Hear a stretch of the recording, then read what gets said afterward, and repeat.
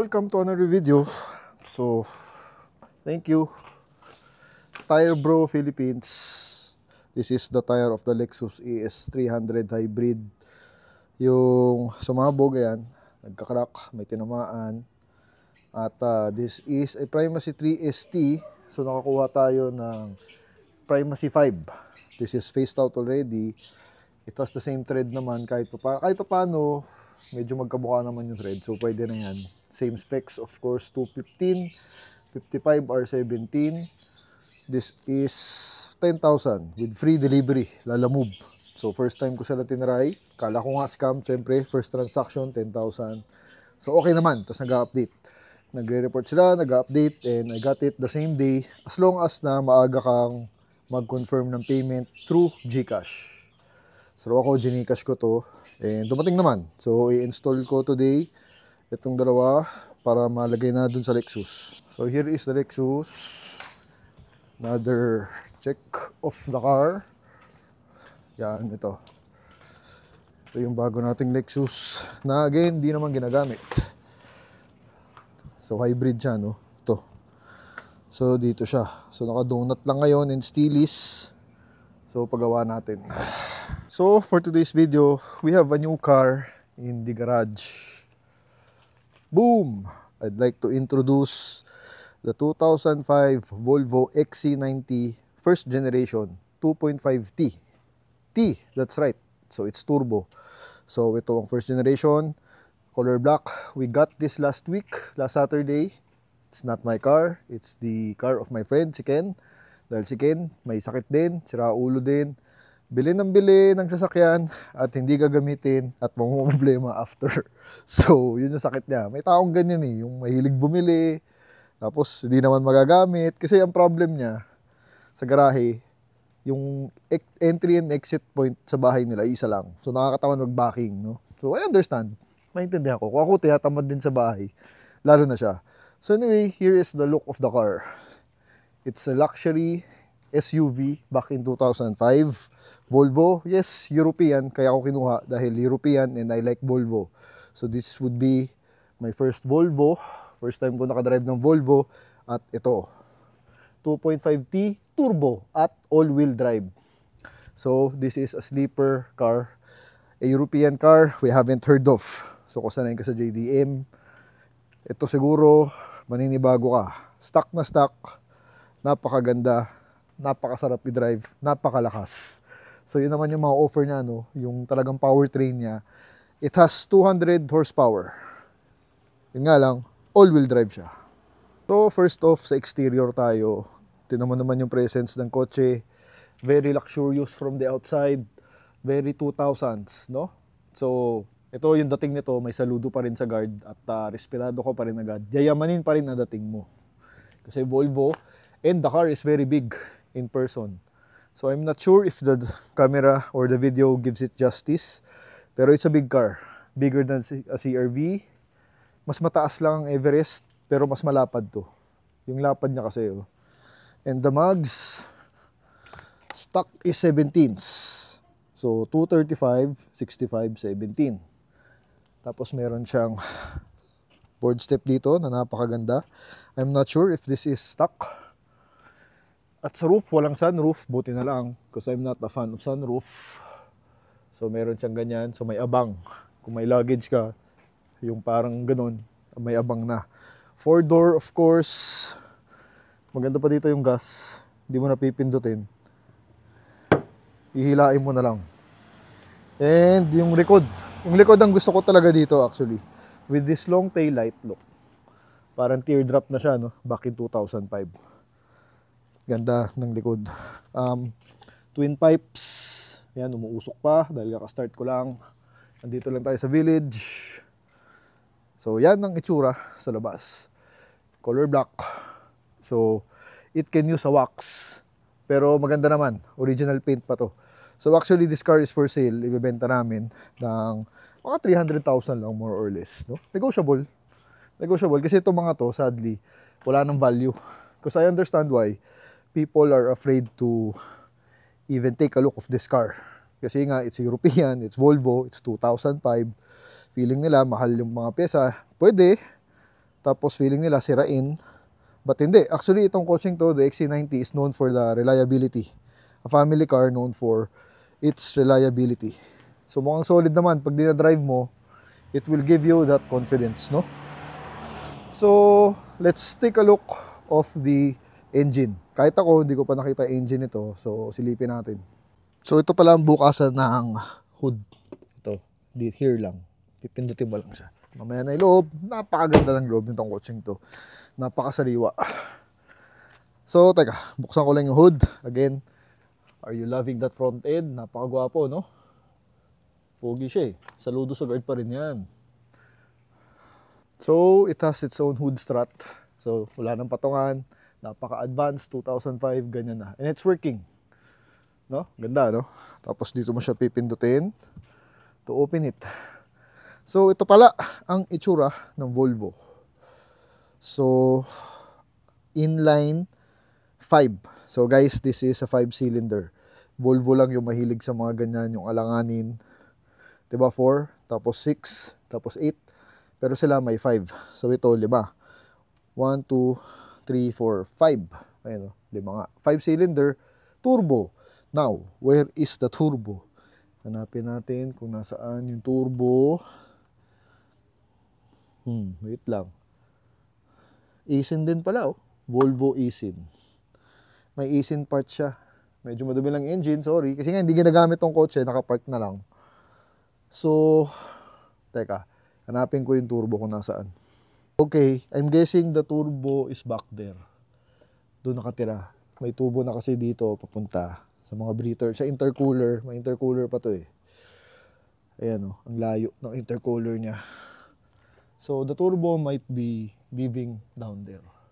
No? So yung exhaust nandito, baliktad na siya. So maganda, kaya maganda ang cooling system nito. Maganda yung cooling system nito, gitnang-gitna. Although, from what I know, nagpalit na ng radiator fan and ng bagong radiator si Ken, the owner, just recently. So, bago yun. Nabutasan daw siya ng tubo, sabi niya. Ay, mukhang bago. See? So, yan yung engine. So, this engine, ito yung features ng coaching to, yung makina. Kasi 200 horsepower na yan. Siyempre, turbo, 5-cylinder, gas. This is gas, ah. Tapos, all-wheel drive system pa. So, yan, yung powertrain. And this engine is very, very reliable. So, upon searching din, dito siya kilala. Reliability. So, yan yung engine. Mukhang mahirap tumrabaho sa makina nito. Dahil as you can see, medyo masikip. No? Ganda. Ganda ng makina. Mamaya, maririnig nyo umandar to.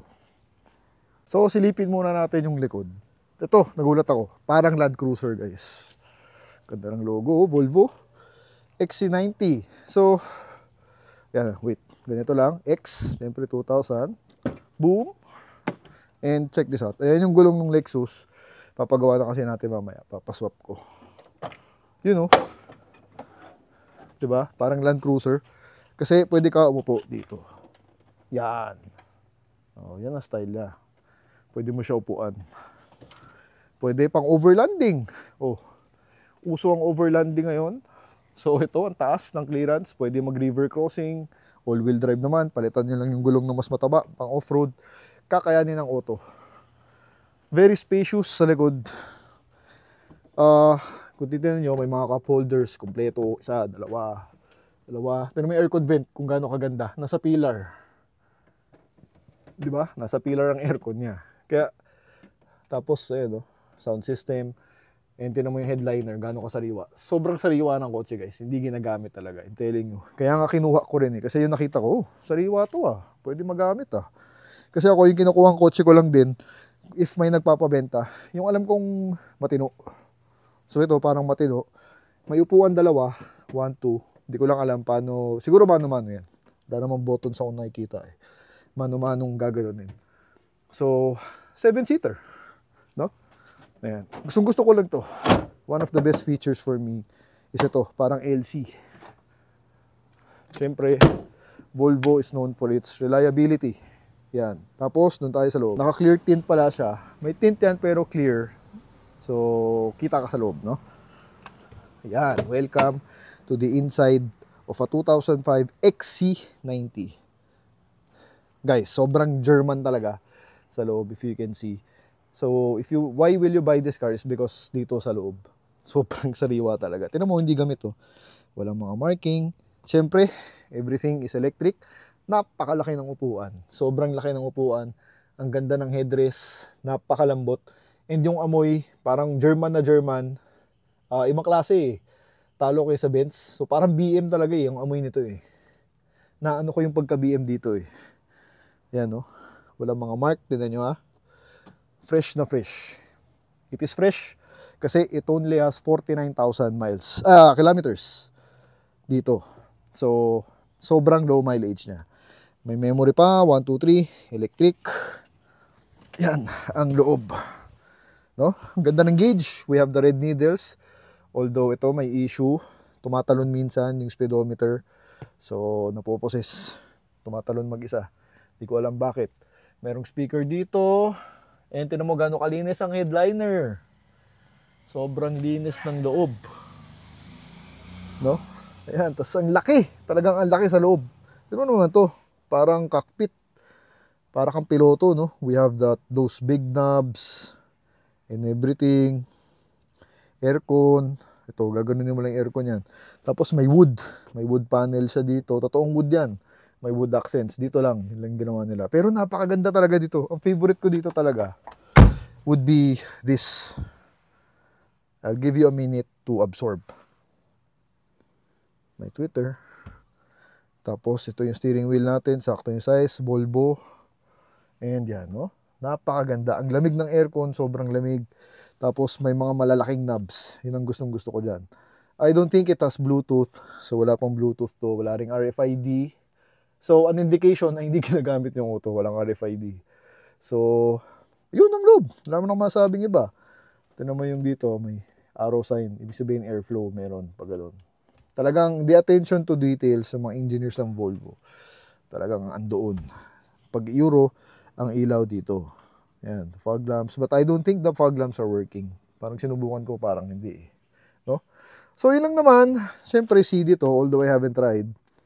Tapos, sa likod. Tingnan natin sa likod saglit. Tamo gaano kasariwa. Walang kakalakalawang. Talagang hindi ginamit yung auto, guys. Ito lang ata, sira din ata to eh. Ilang yung na-mention niya. Ito, parang sira nga to. Hindi naman kasi ginagamit eh. So, dito, I don't think this is electric. Ayan, may wood panels pa pala siya dito. Yan. So, napakaluwag. Again, I'm 5'10". Tama yung space. Taas oh. Grabe kung 6-footer ka, walang problema. Tignan mo yung headrest na to. Napakalaki. Ang ganda talaga ng upuan. And this one, I like. Natutuwa ako yung placement niya kung nasaan. It's unusual kasi nasa pillar siya. Dalawa.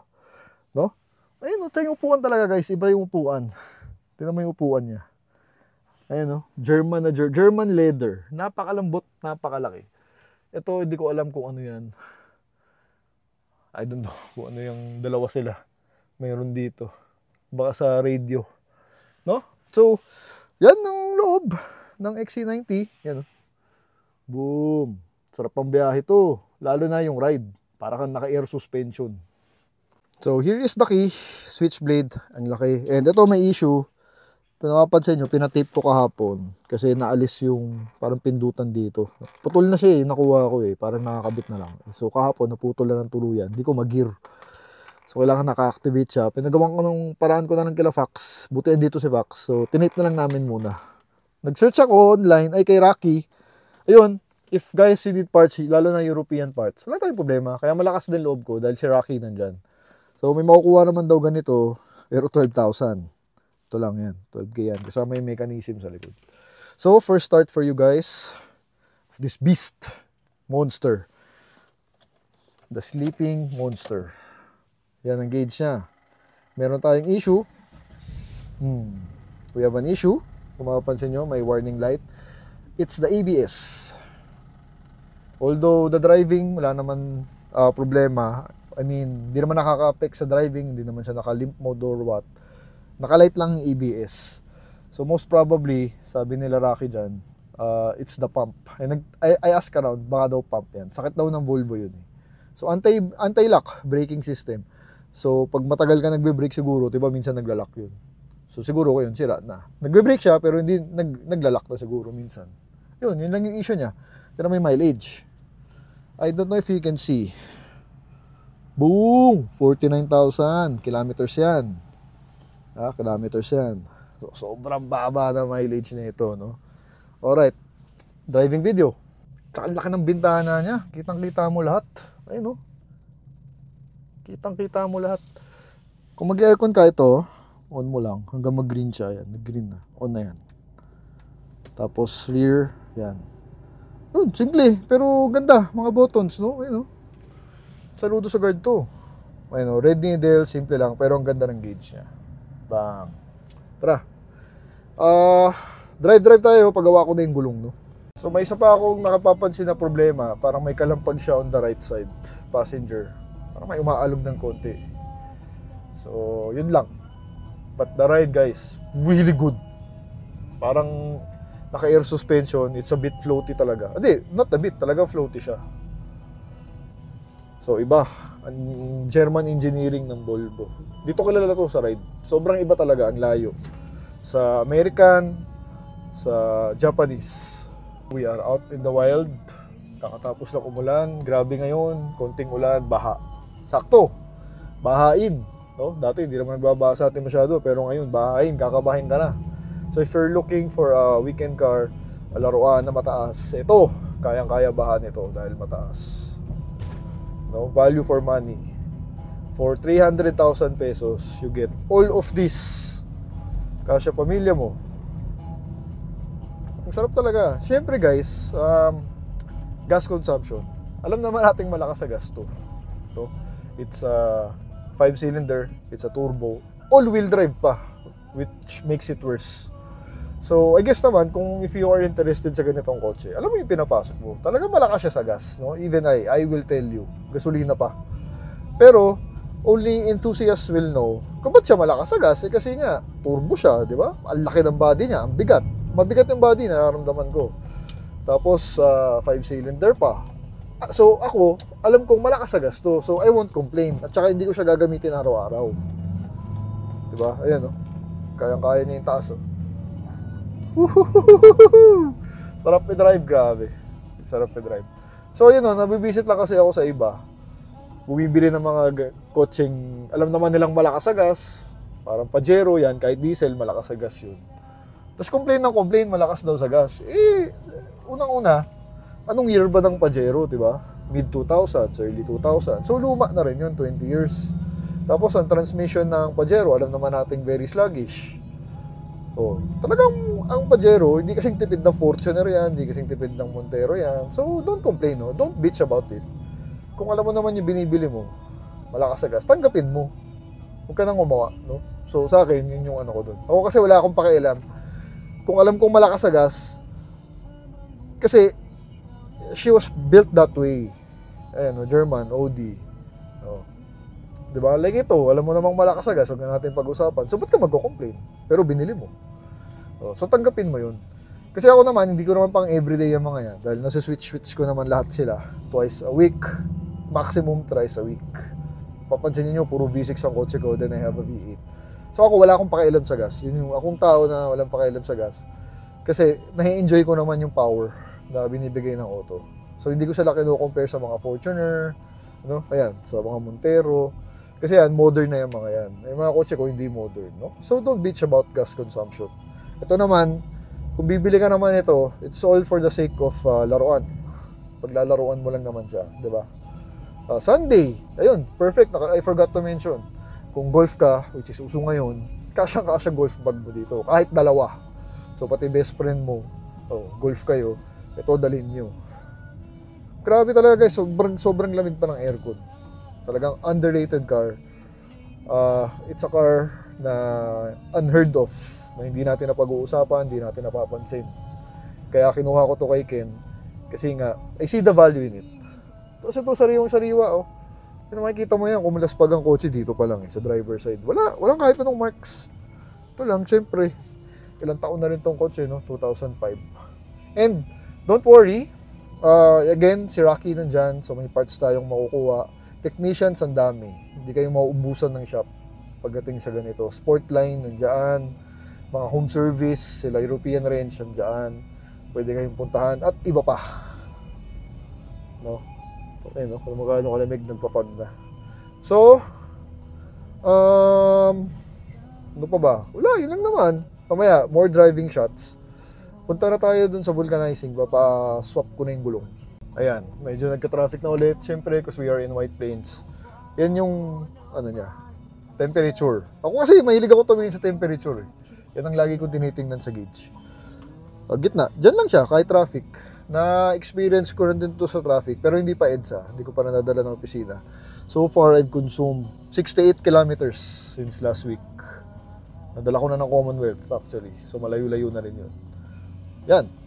Ano naman yan? Magpagas ka ng 500, 600, 700. Dumaangat naman siya. So, hindi siya kuripot. Yun nga lang, mabilis din bumaba. Pero, may enjoy mo naman. So, ako, personally, hindi naman sasakit dibdib ko kasi na-enjoy ko naman yung power, yung ride. Meron pa pala siyang sports mode or manual mode, and man nakalagay. Up plus, up minus, up minus. So, pag nag-overtake ka, yan. Lalagay mo lang siyang ganun. Ayun, tas 1. Ayan, 1. No? So, full options. Again, value for money. So, the feel of the steering wheel pala is quite heavy, pero masunurin naman. So, it's not as bad as the Galant Shark. Kasi yun ang worst so far for me. The steering of the Shark.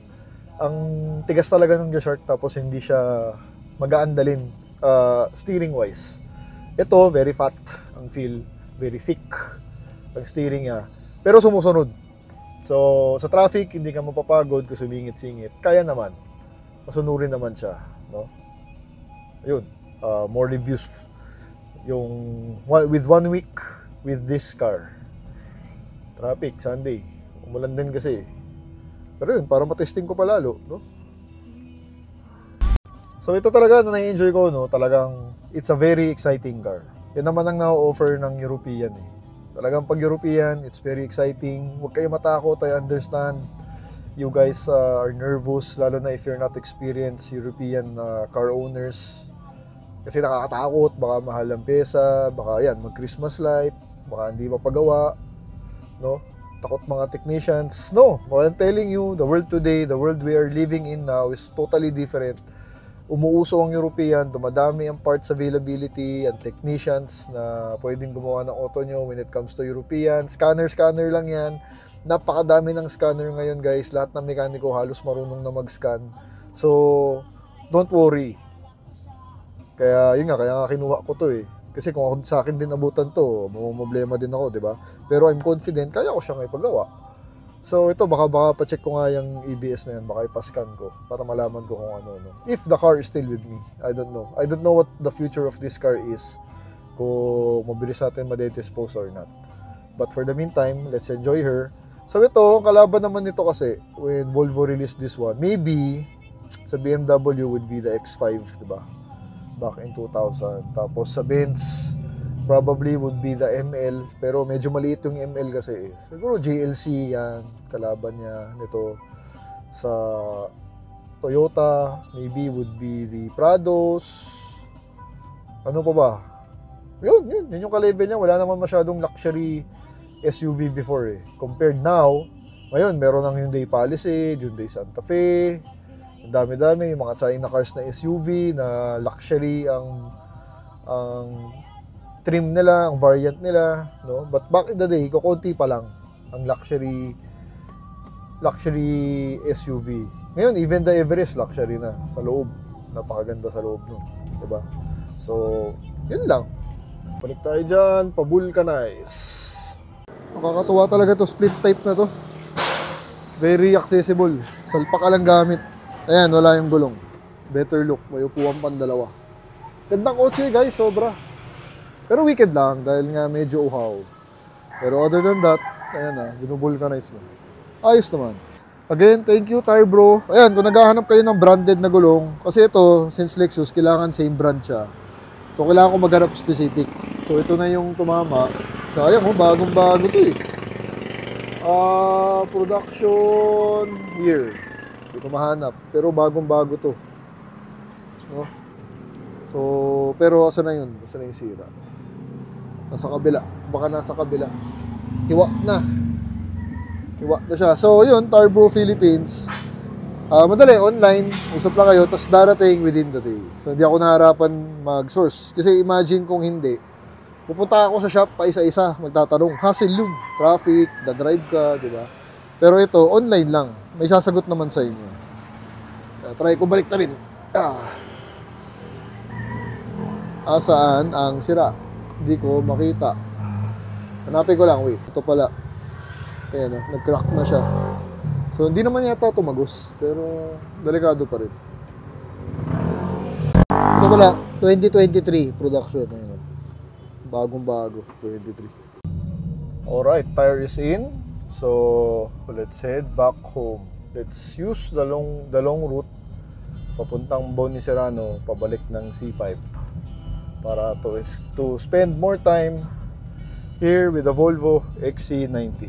So again guys, if you're looking for a sporty vehicle, a luxurious SUV, European for some reason, at you want to have an extra car, a coding car, this is 3 by the way, and Tuesday coding, nakarehistro naman. So for only 300,000, this car is yours. 300,000 lang, grabe, ganito na. Luxury na SUV. So may kalampag lang talaga konti this side. So di ko pa kasi napapacheck, kaya I don't know what it is. Kahit GRC, pwede nila i-check yun. Kasi under chassis is all the same naman for all cars. Tapos yan, GRC. Pa-check nyo, tapos bili part, pakabit, install. Yun lang. No? Alright, uwi na ako. So, see you later. Saka maganda kasi, no, SUV na gas. Bihira yung ganun kasi. Kaya ako nga kinuha kasi gas. Kung if this was a turbo, hindi ko kukunin tong auto to. Again, I'm not a diesel guy. Ayoko talaga ng diesel. I find it very noisy, very smelly. Then the ride is different. Ito, mas smooth. And for some reason, medyo mabait ngayon to si speedometer. Hindi siya nag-lolo, hindi nag-wild. So, medyo good boy siya. So, I guess this car kulang yung din talaga ng gamit, no? Kaya minsan, again, I'm telling you guys, gamitin yung kotse nyo, gawa kayo ng a reason to go out, a reason to use the car. Even punta ng 7-Eleven, buy something, for you just to use the car para hindi masira. Kasi ayaw na ayaw nilang nasisira, lalo na ang European. Ayaw na ayaw nilang hindi ginagamit, no? So, yun, kaya to, gumagawa tayo ng errands. Bigalit talaga mga akin, no? Woo! Sa highway to. Sa highway siguro, swabing-swabe. Madali naman i-drive. Although, mataas ang sitting position. So, yung ganda ng command, ang ganda ng view talaga. Dahil ang lalaki ng bintana, ang lalaki ng windshield, ng salamin. Visibility is so good. Ayan o, doing 50. Oh. And you're like floating. Yung feel talaga niya parang floating. No? Sarap niya i-drive, sarap i-long drive na ito. So okay naman ang brake niya, malakas. Again, the warning sign of the ABS is not affecting the ride. So for those who know, let me know, ano ba yun? Pag sira yung pump or something, ano ba ang epekto nun? Para malaman ko rin, no? Kasi ngayon yung ride okay naman, the brake okay naman, hindi naman lumulusot or what. So, I guess talaga pagka steep ka or pag sudden, doon ata lalabas yun, no? Pero pag normal, wala. It's like normal car lang talaga. Ayan. More driving shots for you. We are inside the tunnel. On the way to C5. Sarap, grabe. Tsaka lamig kasi ng aircon. Ayun yung gas, medyo bumaba na ng konti. Konti lang naman, but the temperature is stable. Beautiful car. So, we are back home. So, that's the Volvo for you. Kinuha na nila yung gulong. Kakabit na sa Lexus. 2.5T. So, if you're looking for an SUV, European, na turbo, gasoline, perfect for any terrain, this car is for you. Ano, poging-pogi. So, signing off. Thanks for watching. 2 different levels, I cannot relate.